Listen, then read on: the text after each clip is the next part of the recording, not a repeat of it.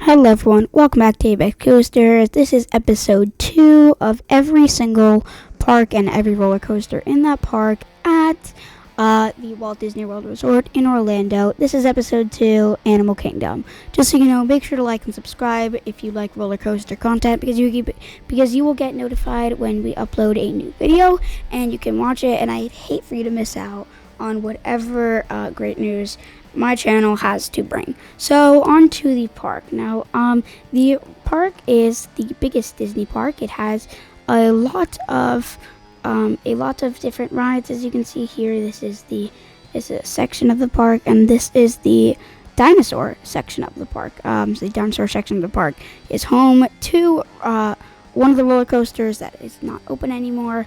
And then this is the dinosaur ride, and the only roller coaster open, which we will talk about later.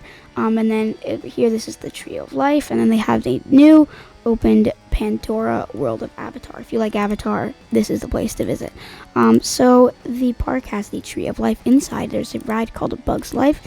It's tough to be a bug. This is Kilimanjaro Rapids. It's a water rapids ride. It gets you completely soaked. This is the Dinosaur Dark ride. It has a pretty fun ride. It's kind of terrifying, so if you don't like dark and fast speeds on a dark ride, don't go on this ride. This is the carousel thingy, Dumbo flying elephant at themed to dinosaurs in the dinosaur section of the park. This is the actually Avatar World of Pandora. As you can see, it's super scenic.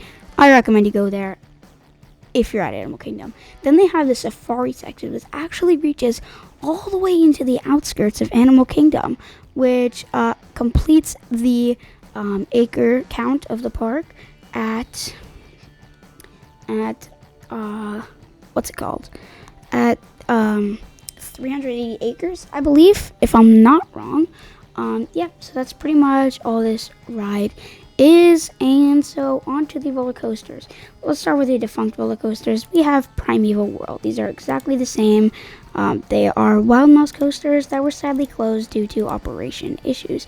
They have some small drops, as you can see here, but they weren't that thrilling, and there weren't many operators to operate it, and so eventually this ride sadly closed in the end of the 2007 season. So on to the only roller coaster at the park. Actually, this Primeval World is different for some reason. My bad. They are racing Wild Mouse coasters, which is not usually seen, but I guess it's seen here. So both tracks are pretty much the same. Now on to the only big roller coaster at the park and the biggest roller coaster at any Disney World resort. We have Expedition Everest, Legend of the Forbidden Mountain. This might take a long time to say the name a couple of times, and also say how this ride works and what the layout is.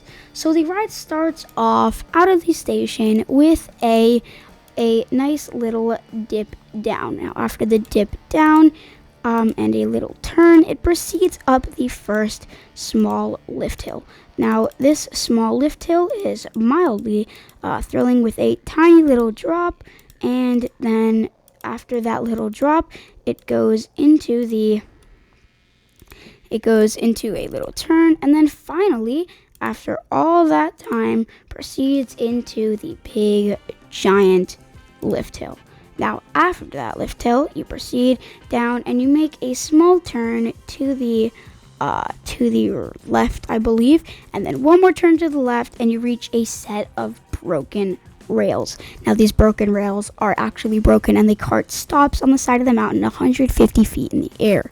Now after, the cart is released backwards and you are sent flying into the mountain in a helix, which gives you the feeling that you're actually going upside down. So after that, as you can see, this is the first turn, and then so after that it goes into a little mid-course brake run. A spoiler alert, this is behind the magic of Disney. This is the layout. This is the station. It has a nice little curve out right there, chain lift, and this little turn, and then up the big lift hill. Now it actually goes behind over here and eventually proceeds into this section where you can see Yeti ripping up tracks. And then you go down the massive 80-foot drop, which completes the top speed at 50 miles an hour. It's an 80-foot drop, so you know it's an extremely fun, thrilling roller coaster. And actually, my sister went on it. You can go on it if you like roller coasters. It's perfect. So after that, it basically comes around the mountain. It goes into the mountain, actually, and then, like right here, it curves up into the mountain, and then immediately dives again.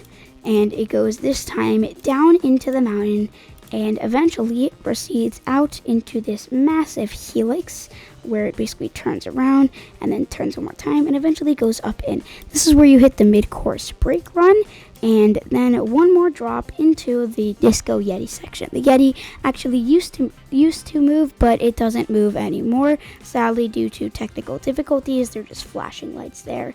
It does give a little jump scare, but it's not as scary as it usually was. And yeah, this is just facts about it. Let me read them. The Expedition Everest has a mid-course switch track and reverse section. As of its building, Expedition Everest was the largest and most expensive single attraction of Walt Disney World. The height of the attraction is said to be nearly 200 feet. This is probably referring to the height of the mountain and not the height of the track contained within. Expedition Everest is the first ride to use Vekoma's newest track system. Rather than the rails being on the inside of the ties, they will be on the outside.